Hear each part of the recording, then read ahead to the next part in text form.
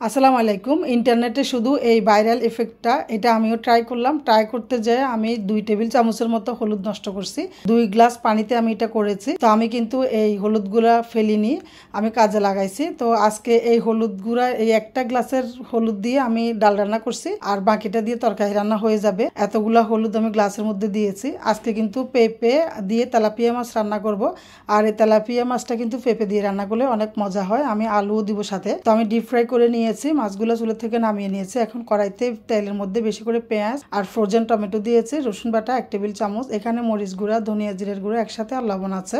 এই তো হলুদ গুলানো পানিটা এখানে দিয়ে দিলাম, ঢাকনা দিয়ে দিলাম। মশলাটা ভালো করে কষিয়ে নেব। মশলা ভালো মতো কষানো হয়ে যাওয়ার পর এখানে আমি পেঁপে আলুটা দিয়েছি। মশলার সাথে পেঁপে আলু ভালো করে মিশিয়ে এটা ঢাকনা দিয়ে কষিয়ে নেব।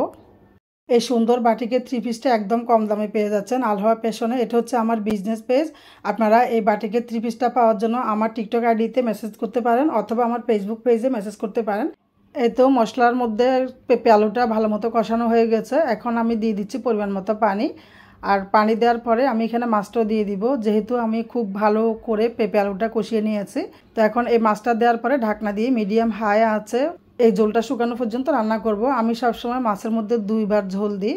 অবশ্যই কিন্তু মাছের মধ্যে 2 বার ঝোল ব্যবহার করতে হয়।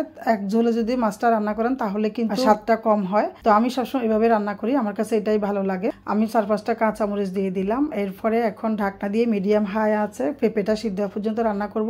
এখন আমি ভাজা জিরার গুঁড়া 1 চা চামচ দিয়েছি, আর সামান্য একটু লবণ অ্যাড করেছি। এখন হাতলটা ধরে নেড়ে ছেড়ে দিব।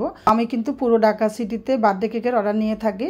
আপনাদের যদি কারো কেকের প্রয়োজন হয় তাহলে কিন্তু আমার বিজনেস পেজ আলহাওয়া পেশন অ্যান্ড পেস্ট্রিতে যোগাযোগ করতে পারেন। একদমই কম দামের মধ্যে সুতির 3 পিসও আমি সেল করি। তো আমার পেজে কিন্তু অনেকগুলো সুতির 3 পিসের ছবি দেওয়া আছে, এবং আমার পেজের মধ্যে কেকের ছবিও দেওয়া আছে। তো আপনাদের যদি কারো প্রয়োজন হয় অবশ্যই কিন্তু ইনবক্সে যোগাযোগ করবেন। এই তো আমার রান্নাটা কিন্তু কমপ্লিট। পেঁপে আলু দিয়ে তেলাপিয়া মাছ খেতে কিন্তু অসম্ভব মজার হয়েছে। তো আমি টেবিলে খাবারটা দিয়েছি, আমার ছেলেরা এখন খেয়ে নেবে।